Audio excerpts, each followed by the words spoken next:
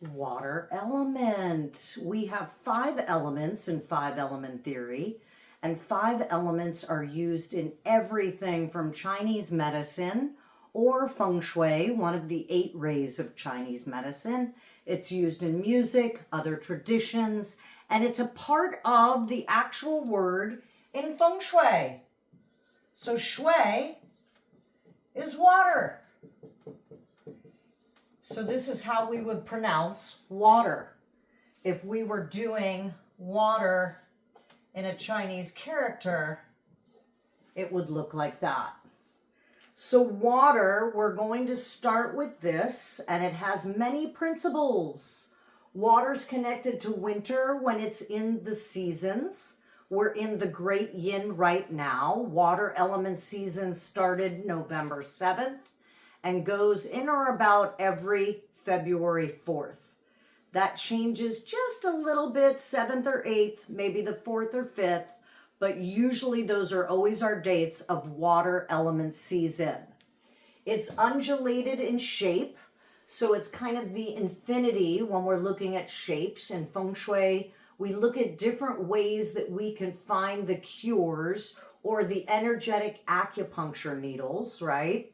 And water might be something we need to utilize in the space. And these are some of the ways we can bring water element in without the actual element of water, although sometimes we do that too.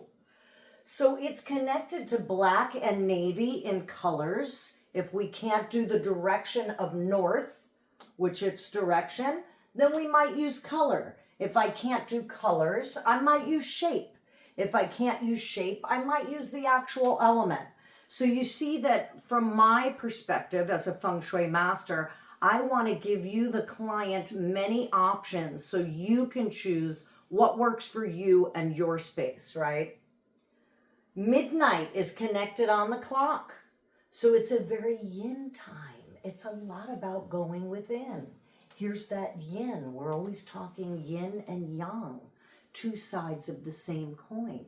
The yin is the receptive, the feminine, the calm. So these are some of the qualities of water. When we look at the element wheel, if you will, water feeds wood. It gives rise to wood. Water's element that it goes after, that its enemy is fire. It destroys fire. The supporting element for water is metal. If you think of metal being left out overnight and the dew drops that arise there when you get up in the morning, you see the water on the metal. So metal feeds water. If I have someone that is a deficit of water, meaning they need some support in that water element, we might give some metal to that person. That's possible. Metal is the supporting element here. So water ebbs and flows. I want to give Raphael credit here. Feng Shui step by step, my teacher and master, whom I learned to read, write, and speak Chinese for Feng Shui purposes. This is his book. And I love this book because it's a workbook. At the end of each chapter, you get to fill in and work with the elements and the different methodologies he uses in Feng Shui. So water flows and goes with the path of least resistance. It's also the strongest of all these elements, but it's strongest in its yin, feminine, quiet, vulnerable qualities, right? So when we think of water changing the shape of a stone, it doesn't use it by force, although in some instances it can. But I'm thinking of that water dripping in its consistency and discipline to keep going and getting there no matter what. Keep showing up, right? And eventually that stone becomes carved out, more of a shape where the water has been dripping. So it could be a slow strength. Water is multifaceted in that it freezes, it runs deep. If you're a 1 water person, like our 9-star numbers from past videos, you might hold secrets. You might not tell everybody everything about you. You might hold some things in for yourself. Water is about listening. I think I discussed on one of the other videos that I'm the day of the water. The Chinese believe that after puberty, you become your day, not necessarily your year. And I'm a water rat person. So the water in me, I can listen and play music by ear. If I want to pick up another language, the best thing for me to do is go to that country and submerge myself in the listening of the language. So water is great for listening. Music is a wonderful, soothing thing for water people. It's a carrier. It cleanses, it refreshes, and restores all life. We need water. Without it, we can't survive. We travel over it, we travel through it. Places where water abounds, such as near oceans, rivers, lakes, wetlands, and cities with canals, like Amsterdam, for instance, or Venice, they come under the persuasion of the water element characteristics. So if your season of birth, for instance, if you were born between November 7th and February 4th, you might have and share some of these characteristics for your season of birth in water. Water is also connected to kidneys and bladder. So when we're looking at deficiencies or imbalances, these might be the areas that I need to pay attention to. Certainly during the water season, you might find that these become overactive or underactive. It's certainly a time when you need to hydrate more. It's a little drying in the north, even in the south on some levels. So kidneys and bladder are connected to that when it comes to the health. Some of the mental and physical characteristics of water are going to be wisdom, intelligence, reflection, willpower, and ambition. When we're in a negative state of water, if everyone remembers the yin and the yang, two sides of the same coin, each element has a yin and a yang aspect to it. So when we're in that, I'm not feeling it so much, that imbalanced state, water can present itself in fear.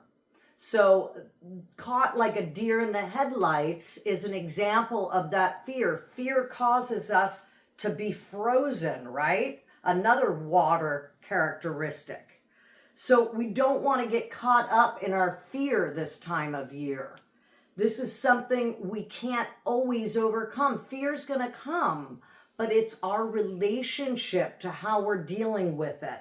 And we still have to keep going. Don't let fear stop you in life. Fear is one of the big things that stops a lot of us from doing what we say we want. Know that the fear is there, embrace it, and still keep going.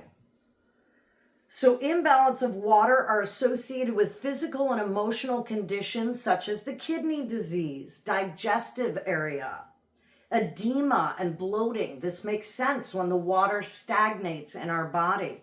My mother's having some problems with this right now, and it is somewhat connected to the water season. I'm reminded that these things can happen. Blood poisoning, low metabolism, high or low blood pressure, right? Because it's connected to our water internally, which is our blood. High or low blood pressure, hypertension, sexual disability, infertility, that's a big one. So water imbalances are connected to the fertility organs. This might be an imbalance if these are some of the things you might be wrestling with. Occupations connected to water. You can see how deep this goes, right?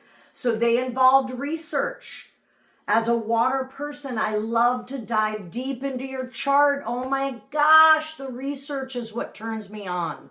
I love to go deeper, connecting the dots, trying to figure out more about what makes you work so I can share that with you. It's inside knowledge so that we can have a better understanding of self. And when we do that, we're closer and connected to spirit in that sense. Swollen joints, rheumatism, arthritis, tooth decay, nervousness, and the blocking of emotions, right? When we talk about that frozen deer in the headlights and we are stagnant, what comes up? Depression.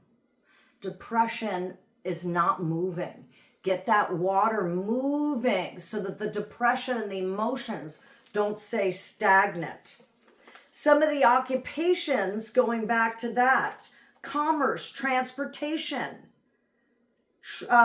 teas, coffees, liquor, drugs, pharmaceuticals, hypnotherapy, psychotherapy, massage therapy, hydrotherapy, all occupations in which water is used. Water can run underground and it corresponds to the activities of possible organized crimes, right? I was saying that before, when you can be secretive, water runs so deep.